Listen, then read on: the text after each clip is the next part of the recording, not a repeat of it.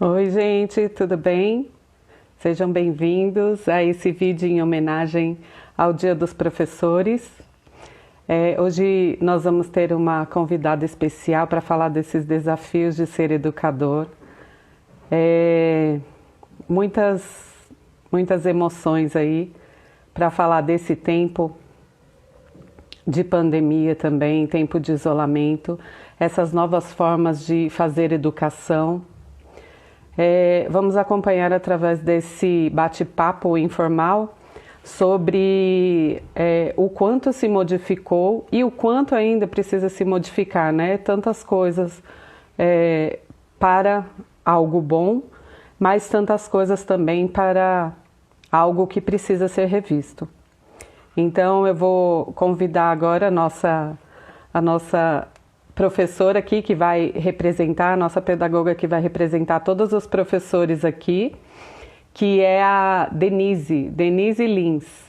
Essa é uma professora que eu tive o privilégio de compartilhar da presença dela em sala de aula. Trabalhei como auxiliar de sala no meu período de estágio. É uma grande honra poder chamar ela para essa live, para falar sobre esses desafios, para falar sobre essa nova forma de educação, para falar quantas coisas, né, ainda precisam aí serem melhoradas, serem discutidas em relação à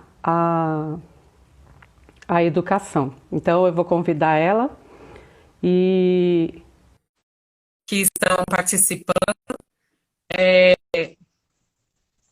É com muita alegria, né, que eu compartilho desse amor pela educação. Oi, Denise. Boa noite, Dri. Obrigado pelo convite. Nossa, me sinto honrada e com uma responsabilidade grande, né, de representar os professores. Agradeço aí pelo convite e fico muito feliz. Que bom. Eu fico imensamente alegre de você feliz de você estar aqui participando com a gente. Nessa página que é tão especial, né? Você é uma das inspirações para eu ter me identificado, eu e mais 5 psicólogas, 4 psicólogas, terem se identificado com essa área da educação. E a gente está fazendo um trabalho que a gente está vendo quanta necessidade tem de que haja muito mais coisas valorizando o professor, de trabalhos para o professor, e hoje é um dia muito especial que a gente vai estar falando sobre esse tema tão importante. Queria que você falasse um pouquinho. Antes eu queria compartilhar com, com todos aqui.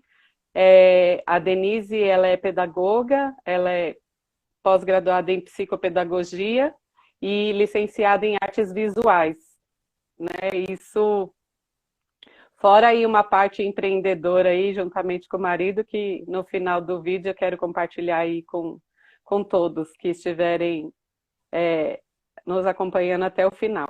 Então, compartilha conosco, Denise, da importância desse tema, né? Principalmente hoje no tempo que a gente está nesse período de pandemia, em relação a o desafio de ser educador. Fica à vontade.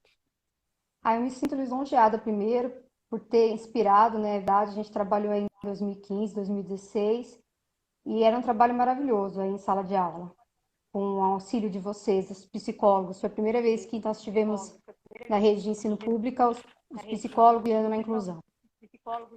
E esse tema é muito importante, porque não está fácil ser educador, né? Nunca foi fácil, na verdade, sempre foi um desafio. Mas atualmente, com essa pandemia, nós temos ficado só com a parte burocrática, principalmente o professor de escola pública. Eu percebo que a gente está fazendo as atividades em outro formato e preparando aulas para os alunos, que na verdade a gente não sabe como que está chegando lá com as atividades, porque a gente não tem um canal oficial, né, de contato com os alunos.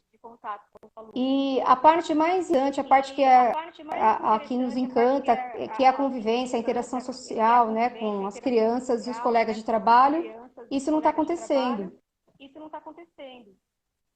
E é o que você falou, né, da nossa parte. Esse tempo, eu agradeço esse projeto, eu acho que é importantíssimo o professor ser escutado, a gente ter esse momento, porque, principalmente, ultimamente, esse trabalho que a gente tem feito nem tem sido reconhecido. A gente ouve aí, vê em mídia falando que o professor não quer trabalhar, porque o professor está ganhando, né? Está ganhando em casa, funcionário público, não quer trabalhar. Mal sabe que o nosso trabalho, ao contrário, dobrou, né? Nós tivemos que nos reinventar.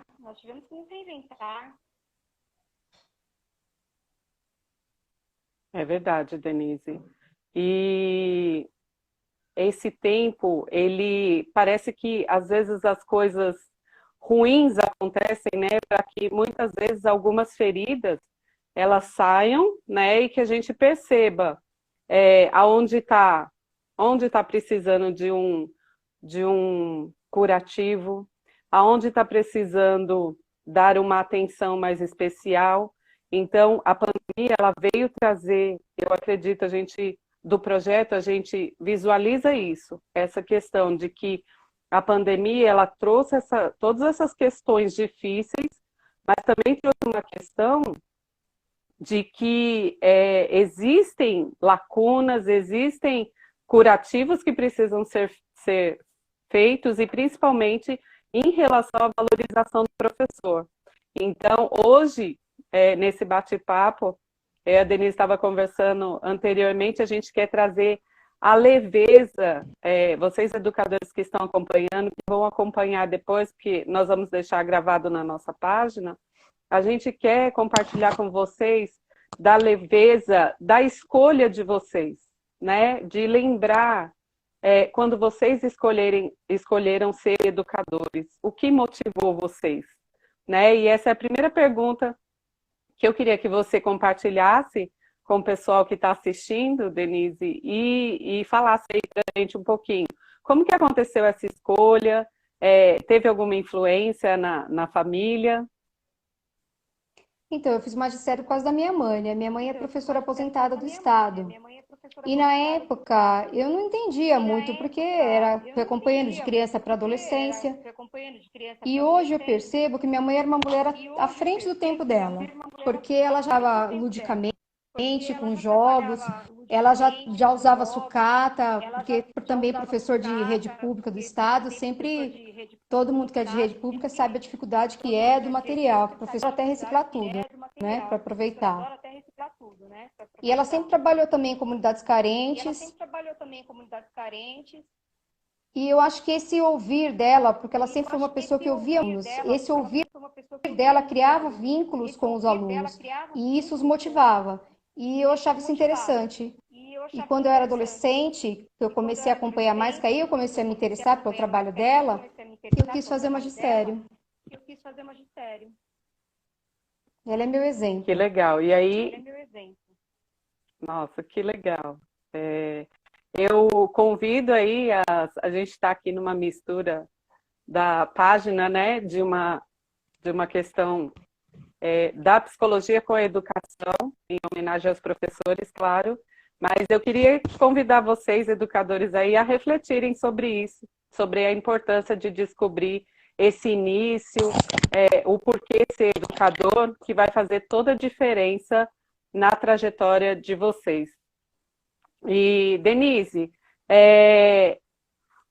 quando a gente está se formando, isso aconteceu conosco também, mas tanto no período anterior à formação, quanto no período formação, a gente tem certas expectativas em relação ao trabalho, como que vai ser, as questões que, depois que a gente estiver formado, né? Porque anterior à formação e no período da formação, a gente tem todas essas questões. Ai, como vai ser depois? Como que eu vou atuar? Que tipo de professor eu quero ser? Você compartilhou um pouquinho da sua mãe, né? Que você teve essa inspiração tão legal na sua vida, e isso te ajudou a definir aí seu caminho, mas compartilhe um pouquinho mais disso conosco.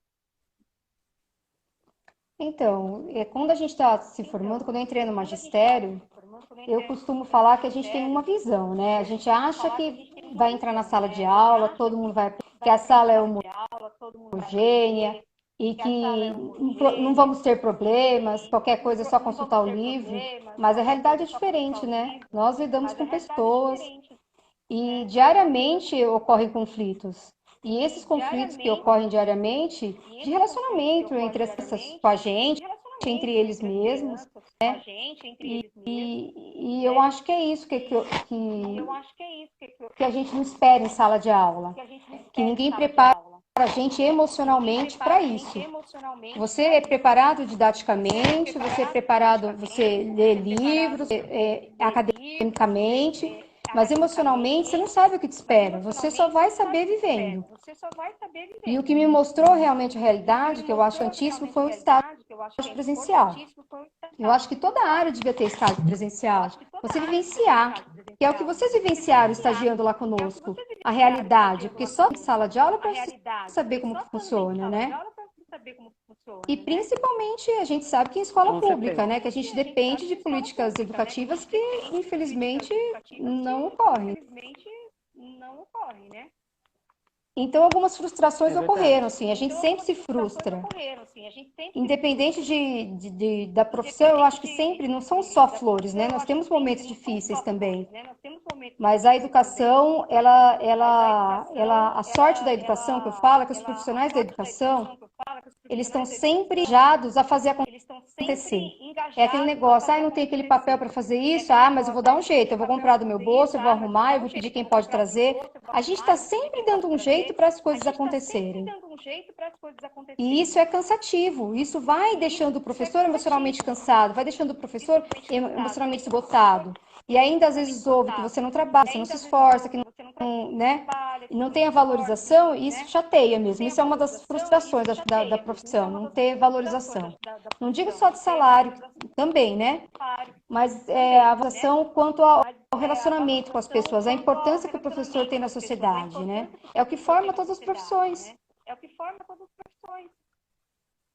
Com certeza, Denise. Eu acredito que esse projeto, ele nasceu por isso, né? Todas nós que participamos do projeto, nós identificamos esses afazeres de muitas coisas nos bastidores dos professores, porque muitas pessoas elas têm uma visão bem reduzida do que é ser professor, né? Chegar na sala, dar aula, conversar, se a criança falar alguma coisa, você corrigir, e aí falar para o outro que está brigando, fica quieto aí, tentar estabilizar uma sala, né? Mas nós percebemos o quanto a educação ela tem essa questão de bastidores, o quanto vocês têm que fazer fora dali da sala de aula, todo o planejamento, tudo aquilo que vocês têm que passar para professores, para coordenadores, para diretores, para a Secretaria da Educação, quantas a mais. Então, eu aproveito e puxo o gancho para a próxima questão da gente falar sobre quando você chegou lá na sala de aula, né? Na prática, qual foi a realidade que você encontrou? Quais as ansiedades pós-formação, quando você começou a atuar na sala de aula? Dificuldades, o que foi acontecendo ali? Compartilhe um pouquinho com a gente. Então, quando eu me formei, aliás, eu vou falar do período que eu entrei em sala, que acho que a formação, falo que professor é aquele que pisou em sala de aula, porque às vezes as pessoas também fazem curso de pedagogia e magistério em área, mas quando você pisa em sala de aula, eu acho que a maior ansiedade é fazer com que as coisas aconteçam, fazer com que os alunos aprendam. E aí você vê a realidade, que a sala não é homogênea, ao contrário. As crianças aprendem de formas diferentes, intensas. Nós temos as crianças de inclusão que também precisam participar desse processo, precisam caminhar junto, não exatamente no mesmo ritmo da sala, mas ter o seu avanço dentro do seu diagnóstico. E vou falar, não é fácil, porque aí você se depara com uma sala com diversos diagnósticos. É como se o médico tivesse um paciente com várias doenças. Só que cada médico tem sua especialidade, né? Um só cuida do coração, o outro só cuida do pulmão. Quando tiver no mesmo monte de doença e o médico tiver que olhar para todas, aí eu falo que ele fez um trabalho que nem um professor. Porque isso no Com começo, certeza. quando você não entende, demora a entender isso, é frustrante. Até você cair a ficha, não, eu preciso me organizar e atender a todos da melhor maneira possível. Fora que eu falo que tem a parte estrutural, né? Você trabalhou lá com a gente, você sabe. A parte estrutural, você tem uma televisão só para todo mundo, às vezes você quer passar um vídeo diferenciado de alguma matéria que você viu para as crianças, aí você tem que olhar isso antes, preparar sua aula antes. Você não, que nem você falou, nossa aula, se eu só desse aula era bom, se eu chegasse lá e só desse aula era bom. Antes de acontecer a aula, já teve planejamento, já teve todo o processo de relatório, já foi feito tudo para chegar na sala de aula. A sala de aula seria a aula em si seria o fim, né? Tem toda a metodologia, o projeto, tem tudo. E quando você vai fazer uma aula assim e você percebe, você olhou antes, preparou, aí você vai para a sala mexer na televisão, não tem o cabo. Então isso é um problema estrutural. Ou você faz uma atividade com as crianças, faltou água. Você faz uma atividade lá no intervalo, ou mesmo educação física, faltou água. São coisas que ocorrem que a gente vai driblando e acaba ficando até acostumando, o que não é bom, né? Mas a gente acaba acostumando. Mas não tem só coisas ruins, não, tá, Adri? Tem muitas coisas boas também. Pode falar. A gente acompanhar os avanços, quando você vê uma criança que tinha dificuldade, ou mesmo as outras crianças avançando, isso é gostoso, isso é realizador. Você fala, nossa, de todos os obstáculos, a gente consegue ver a criança avançando, a gente consegue ver as crianças felizes com o próprio percurso, também percebem quando eles estão avançando. E vê a empolgação deles no projeto de leitura, lendo, indicando livros, fala, poxa, ó, tá um aluno leitor, tá? Gosta de ler, tem vontade de ler, isso é legal.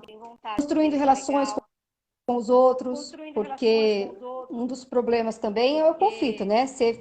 Eu falo que você apaga fogo, o tempo todo você lidando com conflitos e apaziguando e ensinando eles a conversar sobre os conflitos, ensinando a lidar isso. Por isso que eu falo, a gente também tem que ter o emocional trabalhado, porque a gente trabalha o tempo todo, nós somos psicólogos dentro de sala de aula, a gente trabalha o emocional das crianças o tempo todo, né?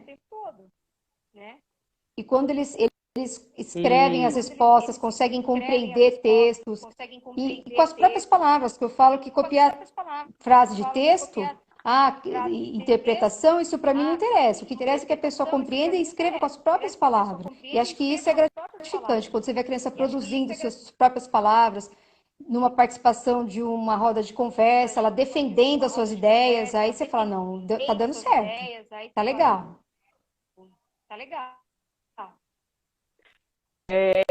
E dentre todo esse trabalho, percurso, expectativa, realidade, aí entramos na sala de aula e começamos a lidar aí com essas dificuldades estruturais, dificuldades emocionais às vezes, conseguir dividir, né, o que acontece lá no nosso pessoal, acontecer no profissional, e entrando nessas realizações também, entra também a questão, Denise, de estar em um local, e isso eu não digo um local físico, mas o local de ser educador com uma educação de qualidade. Compartilha com a gente um pouquinho.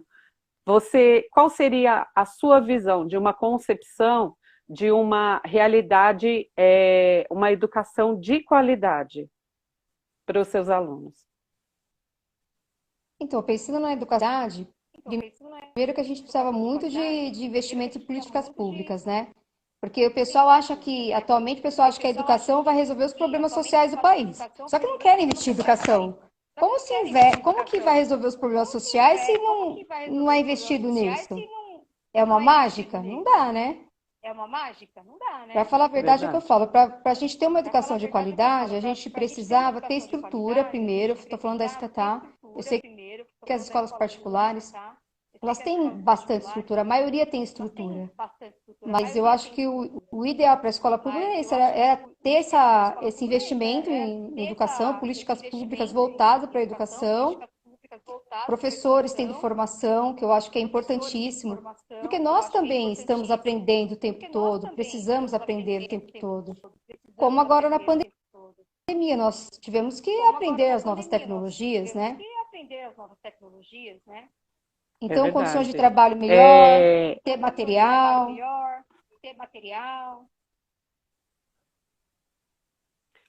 E se você fosse dar um conselho profissional para alguém que terminou aí, está terminando a, a faculdade de pedagogia, vai entrar em sala de aula, qual é o conselho que você daria? Baixar um pouquinho as expectativas, porque vai encontrar uma sala heterogênea, né?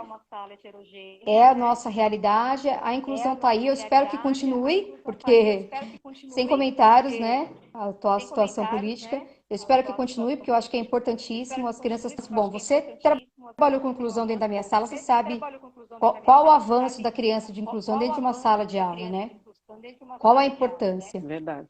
E tem que estar aberta às mudanças, tem que se adaptar, dependendo da escola que tiver, tem que gostar de ouvir as crianças, de estar com elas, sabe, de deixar elas também falarem.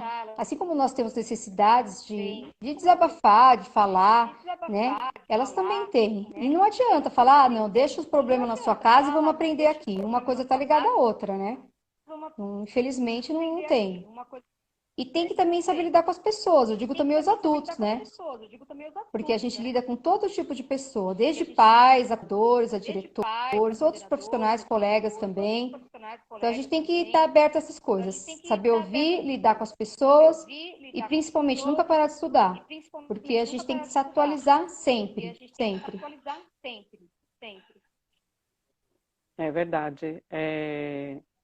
Até essa brincadeira que colocam, né? Até homenagem que os professores são super-heróis, mas para aqueles que aí que estão acompanhando a live com a gente, que já são educadores, sabe dessa realidade, né? De super-heróis, de ter que dar conta de tudo, principalmente na rede pública de ensino, onde muitas vezes falta material e aí o próprio educador tem que providenciar material e ele quer que o aluno aprenda e vai lá e faz. E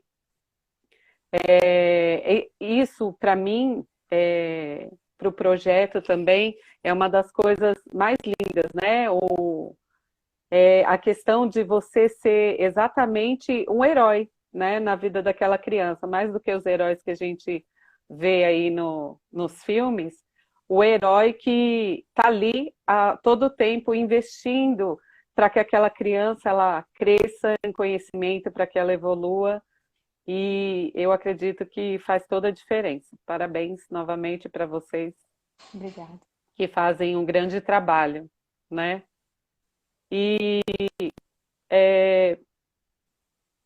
na rotina de trabalho, Denise, antes da pandemia, você falou um pouquinho das dificuldades já aí, quando você partilhou alguns conselhos, mas traz para mim, assim, tem algumas dificuldades pontuais que você vem à sua cabeça quando você pensa no trabalhar com a criança hoje, você já atuando em sala de aula.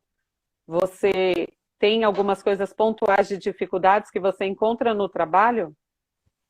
Assim, se a gente for pensar... Antes da pandemia. Então, antes da pandemia, se a gente for pensar, os materiais nunca chegam como as aulas. Eu acho incrível. Todo mundo sabe que as aulas vão começar em fevereiro, mas o material nunca chega em fevereiro. A gente tem, esse começo de ano, a gente teve pouco tempo de aula, mas a gente se adaptou. Os livros não chegavam, a gente tinha que passar atividades baseadas no... se adaptando, porque as crianças não podiam também ficar só copiando coisas. Isso não faz parte. E a gente não tinha os textos, então a gente lia os textos juntos. Eu falo que é maravilhoso, dependendo da faixa etária que você está, a criança não lê junto ainda, a compreensão é menor, é diferente de quando você está com o texto na mão.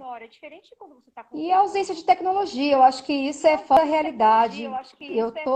Uma coisa foi boa nessa pandemia, fomos obrigados a mexer com a tecnologia, e eu espero que nunca mais saia da escola a tecnologia, que a gente possa utilizar a nosso favor, que as crianças possam sim ter acesso, ter tablet, ter celular, seja o que for, e saber fazer, aprender a fazer as pesquisas, porque a gente ensina a fazer as pesquisas, mas dentro de um computador para 30, 3, 4 computadores é muito pouco.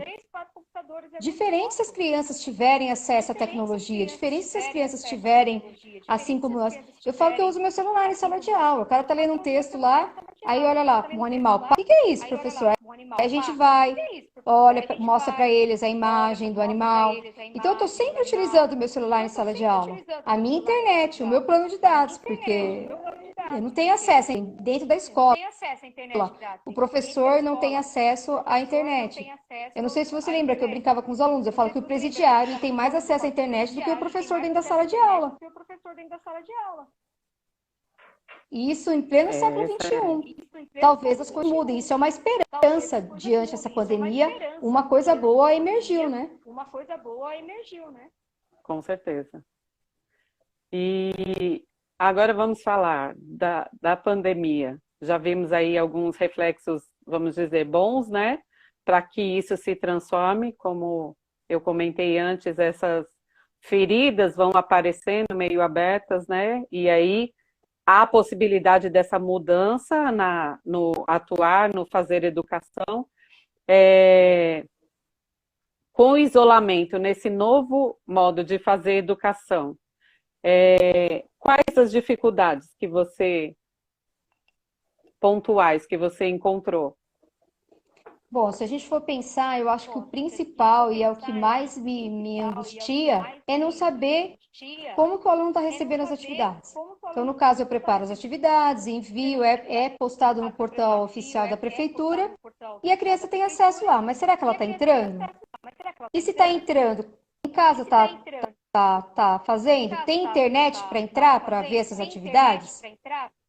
A gente não sabe. Eu não sei quantas crianças estão acessando as atividades que eu enviei. E, sinceramente, que eu fico, porque eu também vejo escola pública, em escola particular, perdão, porque eu vejo minha filha, é só passar conteúdo. A gente, nesse modo, assim, nesse jeito que a gente está ensinando, a gente está conteudista via atividades. Mas a gente orienta. Mas não há conversa sobre a discussão, não há interação. Eu, sinceramente, eu me sinto frustrada também, porque a gente não sabe o que está chegando lá. Por mim, se eu for pensar esse ano, em referência ao conteúdo, não sei o que está ficando ali para a criança. Fico muito preocupada.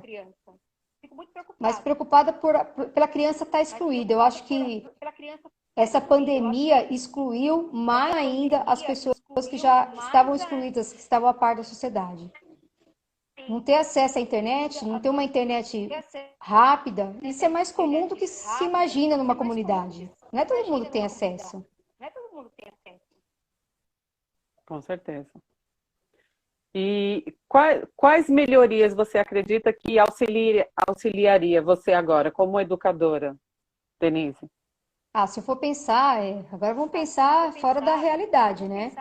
As crianças têm internet, uma rede oficial para a gente se comunicar com as crianças, isso partindo da prefeitura, porque eu conheço muitos professores que estão usando o próprio número privado, o celular, para entrar em contato com as crianças.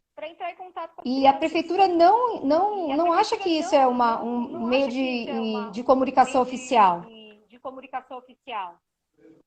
Então, por isso que a gente tem professores que entregam um número particular, e tem professores que não. E que eu acho válido, eu respeito. Eu sou uma que também não tem um grupo de WhatsApp separado. Porque eu acho que não é oficial da prefeitura, e se por acaso vir a dar qualquer problema, a prefeitura é a primeira a se sentar e falar, não, mas eu nunca oficializei meio de comunicação. Então, é complicado. Fica na mão do professor essa decisão.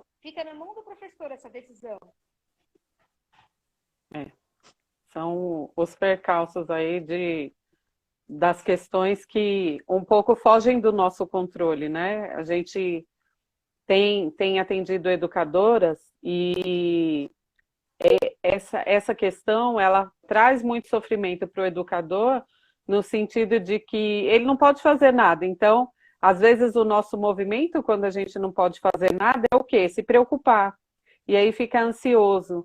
E aí as coisas vão acontecendo, a gente vai ficando ansioso, não sabe por quê, exatamente por causa dessas questões que deveriam ser prioridade, né? Porque educação é a porta para o futuro, né? Para que as pessoas cada dia esse discurso de que a internet explica o que precisa é confirmado por estudos de que o excesso de informação ele traz até prejuízo, porque o que a gente tem na internet hoje em questão de se você, as pessoas falarem assim, ah não, não precisa mais do professor hoje, a gente coloca lá na internet, a criança aprende. São pessoas totalmente fora do que é educação, porque a educação ela é a troca entre o educador e o aluno, é ali que acontece a aprendizagem, é no movimento emocional, não é como uma máquina. Ele vai conseguir filtrar o que é bom, o que não é bom, o que deve ser feito, o que não deve ser feito. Então são coisas assim que meio que fogem ao controle, né? E que a gente fica aqui do outro lado, né? Como cidadã, torcendo para que essas coisas mudem, e como atores aí do cenário político, que a gente possa atuar em conselhos, a gente fazer o quê? Fazer um movimento nessa questão das pessoas perceberem a importância do professor, a importância do educador, dessa passagem de conhecimento dele, da forma como ele passa, porque isso faz toda a diferença, né, dentro da sala de aula, né, Porque, na Denise? verdade, o aprendizado ele acontece pela troca, pela interação. Não tem outro modo disso acontecer. Se fosse, se uma internet não, vamos dizer assim, se as pessoas acham que a internet dá conta, então os livros também dão conta. É só você ler lá esse. Eu acho que não é isso. Acho que informação, copiar informação, entrar na internet para saber uma coisa é simples. Agora é o que você falou, filtrar a informação, saber ali o que é verdadeiro e o que não é, e discutir sobre aquilo, é isso que traz aprendizagem. Discutir sobre o assunto, ouvir a opinião de todo mundo, deslocar é o que eu falo, a gente é metamorfose ambulante, a gente está sempre aprendendo, e a gente aprende com os outros. O aprendizado não corre de outro modo. O ser humano sozinho não aprende. Não tem essa. Eu acho que eu não acredito nisso. Eu acredito na aprendizagem através da interação social mesmo e a aprendizagem através das trocas entre eles mesmo. Não estou falando só o professor. Nós somos mediadores. Eu falo que a gente joga o assunto na roda e aí cada um dá sua opinião baseado no que eles trazem já de casa. Porque muitos trazem suas opiniões e suas questões de casa. E aí cabe a gente aí também saber o que realmente vale para que todo mundo aprenda e o que é uma atitude talvez não valha, porque acontece também, sai de tudo numa roda entre as crianças. Verdade, acompanhei muitas rodas, é muito legal. É, em relação a essas mudanças que aconteceram agora na pandemia, quais as principais mudanças que você percebeu? Pode ser mais que foi mais prejudicada, as que mais ajudaram? Bom, eu acho que uma coisa positiva que ocorreu, a duras penas, porque a gente teve que aprender de uma hora para outra, foi aprender a lidar com as ferramentas tecnológicas, né? Eu, eu aprendi a lidar com o Google Sala de Aula, com essas coisas que eu não mexia, porque em uma das prefeituras que eu trabalho, eu preciso participar do Google Sala de Aula, entregar atividades, né? Os relatórios são entregues tudo através de lá. E fazer vídeos, eu preciso fazer vídeos, gravando músicas, histórias, então tudo que não fazia parte da minha rotina em sala de aula, passar coisas que eu não fazia. Eu tive que pesquisar, tive que estudar e estou mexendo na medida do possível. Ainda tenho muitas dúvidas e acredito que as minhas colegas professoras também, porque não fazia parte da nossa rotina. Mas acho que isso foi positivo. Foi positivo a gente sair um pouquinho da zona de conforto, porque também a gente não corria atrás disso, porque não precisava. E acho que isso foi positivo. Fico E pensando numa que coisa, vocês. viu, Dri? Só para fechar isso, eu fico pensando numa coisa. A partir de agora, que é o que eu estava falando, a gente não consegue, como todo mundo já está mais familiarizado, quem pôde, quem teve acesso, né? Os professores também tiveram que pagar mais caro a internet, tiveram que comprar um pacote maior para trabalhar, viu? Nós investimos. Engraçado que nós investimos nós usamos o nosso computador, o nosso celular, a nossa internet para poder trabalhar, para poder fazer jus, né? Porque a nossa função, porque a preocupação também, a sociedade fala muito nisso, né? Como que o professor está em casa? Ganhando sem fazer nada. Então, nós não estamos fazendo nada. Inclusive, a gente está investindo, gastando mais para trabalhar nessa época de pandemia. Mesmo não estando gastando gasolina para ir até o trabalho, a gente gasta para nosso investimento pessoal, para trabalhar. E fala outra É coisa. verdade. Os alunos, quem sabe daqui para frente, a gente não consegue ter o celular como aliado. A gente não consegue trazer essa tecnologia para dentro de sala de aula e ensiná-los a usar de um modo que os ajude, né? Quem sabe? É verdade. E essa questão da Débora está até compartilhando aqui, apareceu para mim, a valorização do professor apareceu também para muitas pessoas, né? Foi um ponto positivo. Ao mesmo tempo que a gente tem os extremos, a gente tem a questão de pessoas que foram para um extremo dizendo que o professor não está fazendo nada, mas a gente tem o outro extremo também que estão percebendo, né, através dos filhos em casa, de que a importância do professor.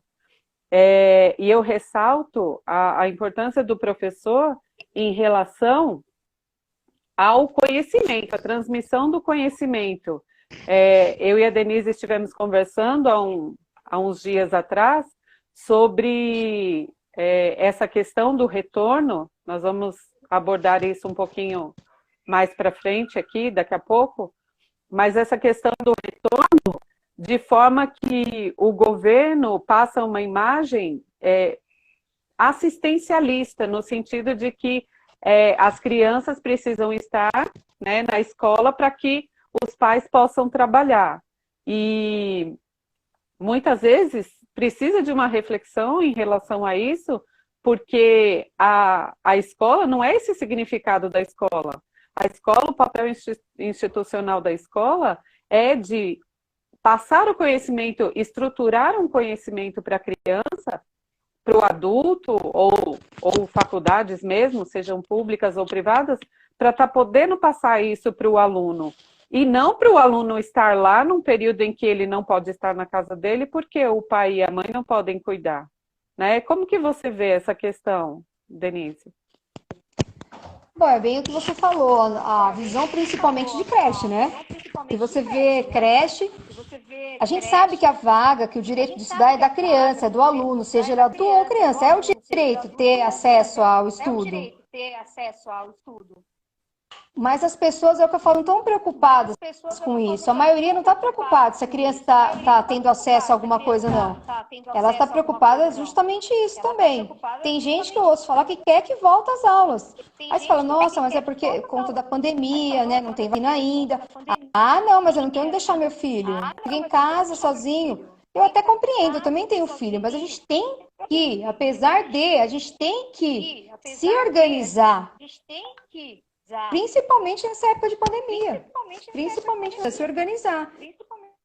É difícil, eu sei que todo mundo, muita gente voltou a trabalhar e precisava, tinha gente que estava precisando mesmo trabalhar.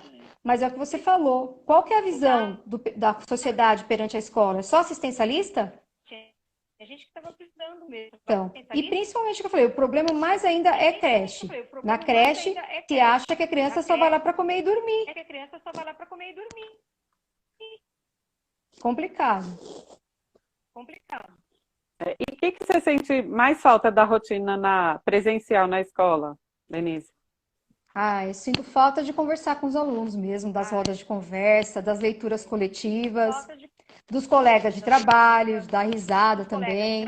Quando você está com a cabeça quente, você vai lá dar uma risada na hora do intervalo. Você fala, não, ó, né? Tá todo mundo no mesmo barco. E é gostoso, acho que essa interação social faz muita falta. O professor, ele perdeu muito com isso. Ninguém está contente de estar em casa fazendo todos esses trabalhos através do computador, não. A gente ficou só com a burocrática, que eu estava falando, o principal, que é a relação com as pessoas, a gente perdeu. Verdade. E por isso essa live, gente, surgiu esse pensamento dessa live exatamente por causa dessa questão. Do professor, por isso que a gente decidiu fazer no Dia dos Professores em homenagem, para que todos os professores entendam, façam essa reflexão de que por que se tornou um educador, né? Independente das coisas externas aí, para ele olhar novamente para essa troca que há entre ele, entre os alunos, o quanto ela está fazendo falta agora no período de pandemia, né? Por isso que muitos entram em uma certa crise, né? Assim, no sentido, estou fazendo a coisa certa, traz ansiedade, será que eu continuo fazendo isso?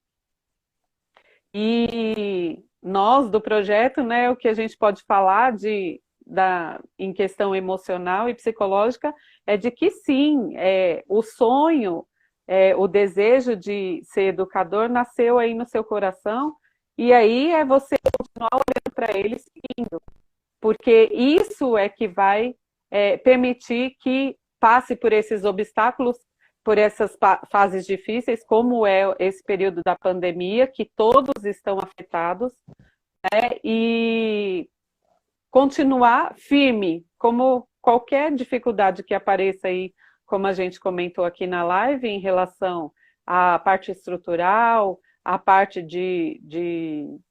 da secretaria, a parte que são definidas, que estão além do controle do professor, para que vocês continuem olhando para essa questão interna, né? Eu conversei com a Denise sobre isso também, e eu acho extremamente importante, né?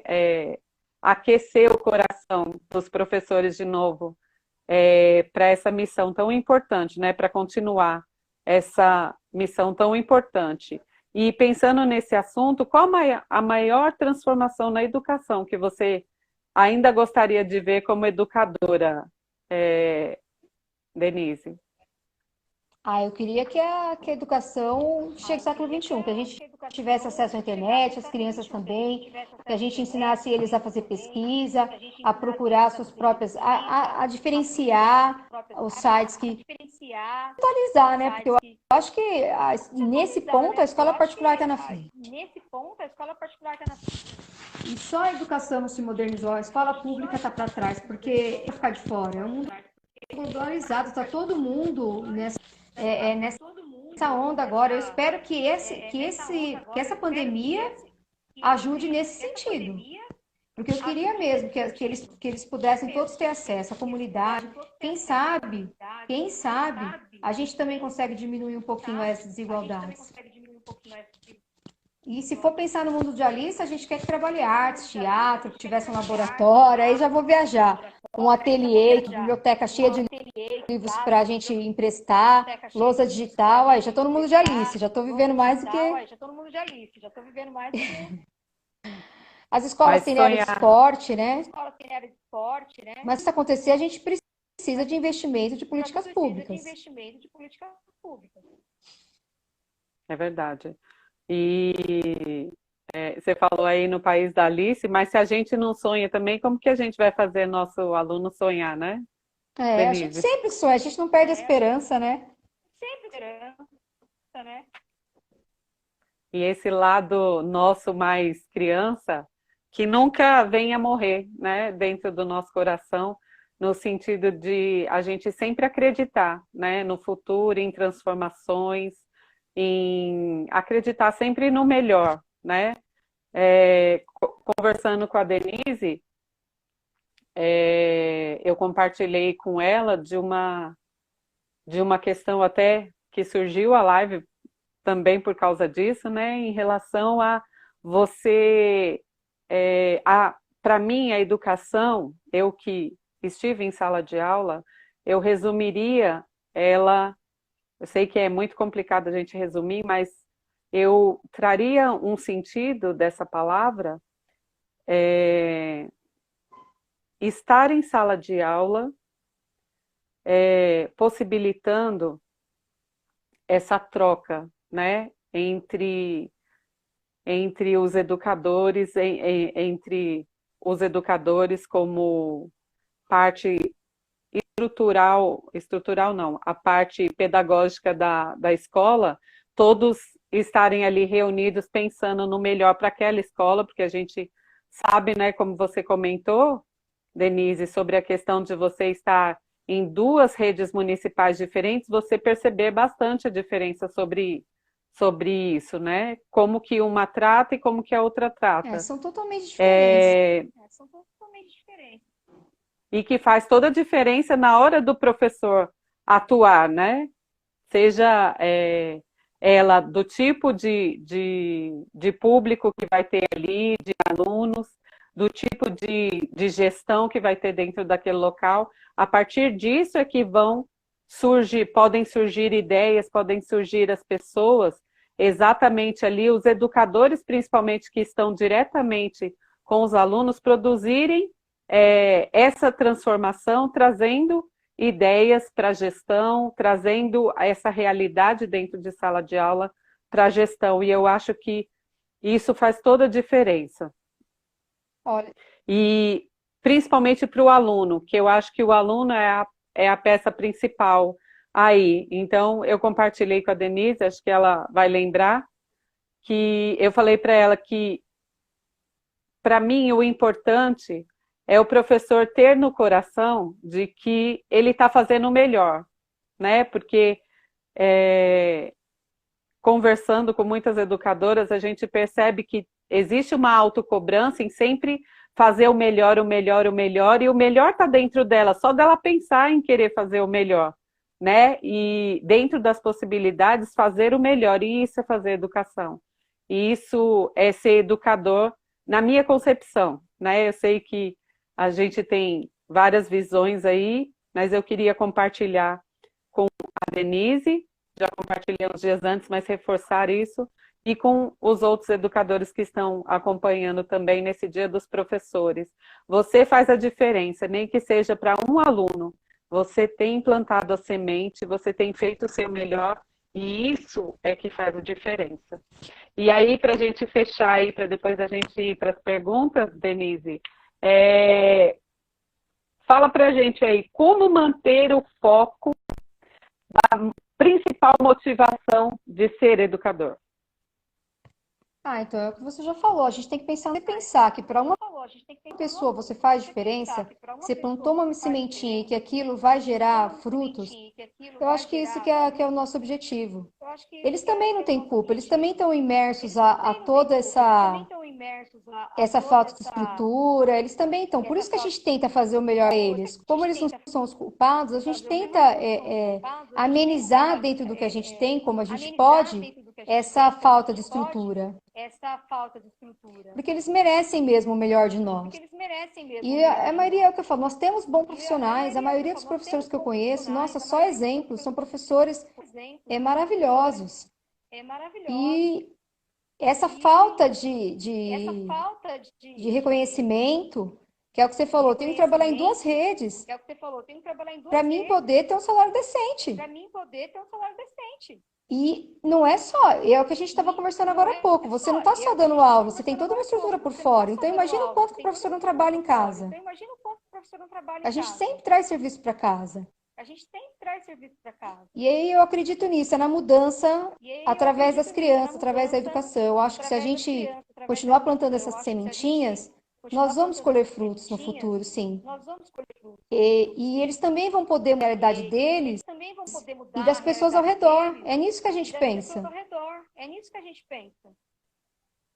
Que é a única Que oportunidade, se você legal, vê, a Denise. maioria das crianças, a única oportunidade deles é essa. E tem muita criança que adora estudar, que faz com prazer, viu? E a gente tem prazer de também ajudá-los.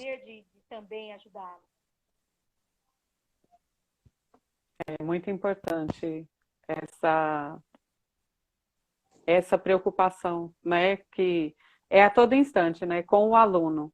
E aí sempre vocês fazendo o melhor. Eu tive oportunidade de trabalhar com você, com outras grandes educadoras aí, e não sempre compartilho, né, que esse é um dos pontos principais da minha paixão pela educação, de ver pessoas engajadas, educadoras engajadas, fazendo transformações dentro da sala de aula, que eu acredito que é ali onde há a verdadeira transformação.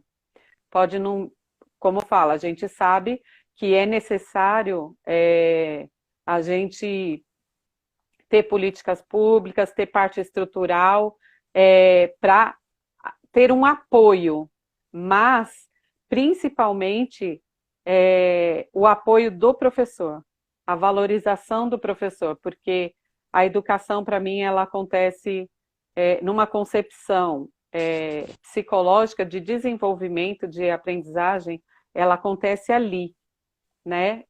Naquele espaço pequeno entre professor e aluno.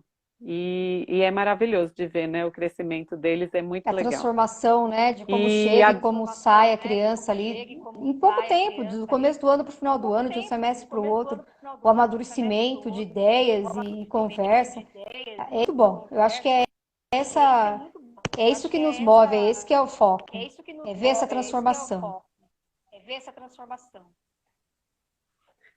obrigada, Dê, por compartilhar aí. Agora nós vamos para a sessão de perguntas que enviaram para nós, tá bom?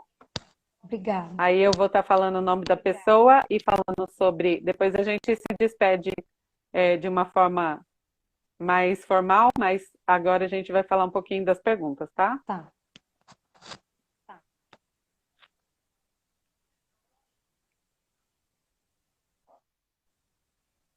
Obrigado a todos aí que estão acompanhando a live. Nós vamos agora responder as perguntas. A Sônia pergunta assim: quem está preocupado com a saúde emocional do professor?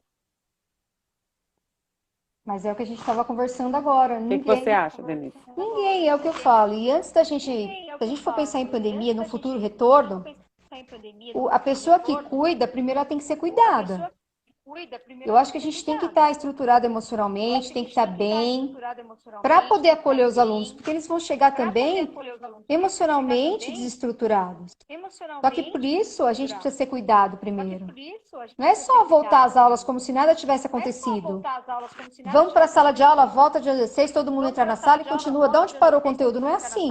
A gente precisa trabalhar todo emocional para voltar a rodar, para voltar naquele ritmo. E o professor é a peça principal. Se o professor não estiver bem, quem que ele vai acolher? Quando você não está bem, como você colhe os outros? E isso era um trabalho que eu estou falando, um trabalho como esse do projeto de vocês, que ouve os professores, eu acho que tinha que ter um psicólogo em cada escola. Há essa necessidade, o professor precisa dessa válvula de escape, de ter também onde descarregar suas angústias, porque tem muita gente ansiosa em casa, a gente não sabe que hora, quando que vai começar essas aulas, a gente não tem resposta para isso. Eles falam, quando vocês vão voltar? Não sei, a gente não sabe. Porque todo mundo tem gente com medo, tem pessoas, muitos professores do grupo de risco, pessoas que moram com seus pais, ou mesmo que vovós em casa, avós, a gente não sabe. E aí você tem medo de essa pandemia se estender ao ponto, e aí você ter se isolado todo esse período, volta para a sala de aula e pega a Covid. É complicado. Eu fico pensando que o futuro retorno seria mesmo com uma vacina. Se precisar voltar, nós vamos voltar, porque nós não temos opção, né? É uma preocupação. Mas é isso aí. Por isso que o professor está ansioso, o professor está com medo, angustiado. Fora todas as cobranças, principalmente de que a pessoa não trabalha, sendo que a pessoa passa a maior parte do tempo, dedica a maior parte do dia na frente desses computadores. É isso, Sônia, você está certinha. Quem que vai cuidar do professor? É isso que é essa questão que a gente tem que levar para as prefeituras. Com certeza.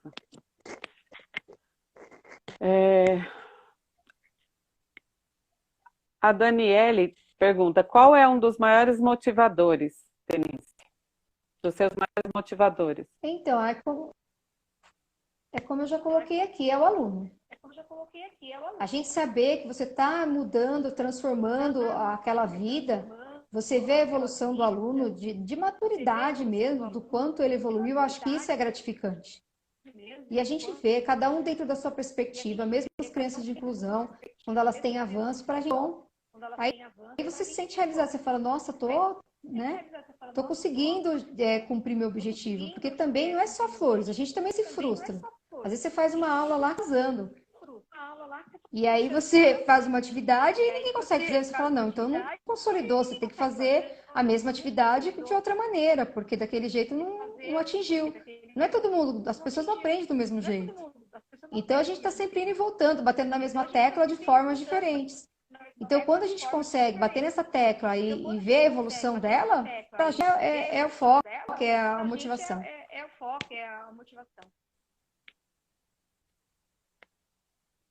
Respondida aí, Daniele. A Luzinete, o fato de muitas pessoas estarem preocupadas com a educação é positivo, né?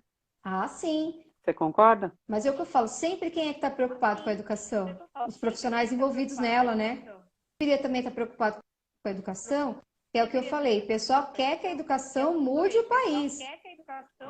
Mas como que vai mudar se não há investimento? Não há políticas públicas direcionadas para a educação? É só o professor que vai fazer isso lá com o seu giz em sala de aula? É uma parte, o professor está lá fazendo a sua parte. E a parte que cabe ao poder público? É verdade. Mais um comentário que ela fez, a escola, o professor é algo mais que o fato de transmitir conhecimento. É o mediador, né? Fala sobre essa afirmação aí. Porque, na verdade, é o que eu falo, a gente ninguém ensina a dar o conhecimento para ninguém. Você questiona, você aguça, você provoca. E através dessas provocações, dessas questões, que você vai construindo com a criança o conhecimento. Por isso que essas aí que, sinceramente, eu às vezes me sinto frustrada. Para quem que eu estou mandando essas atividades? Para quem e para quê? Eu fico pensando. Só para falar que eu estou trabalhando? Eles querem saber que eu estou trabalhando? É verdade. A Débora colocou assim, bons profissionais temos, precisamos de estrutura. Muita gente motivada, muita gente a fim de mudar. E é isso que salva também, viu? É isso que não deixa, um vai motivando o outro, é isso que não deixa a peteca cair. A gente vê um professor motivado, a gente vê um colega de trabalho, quando você está frustrado com alguma coisa, fala, não, deixa isso para lá, você vai conseguir, faz de outra forma. É o que nos motiva. Nós precisamos umas das outras também se fortalecer como grupo de professores.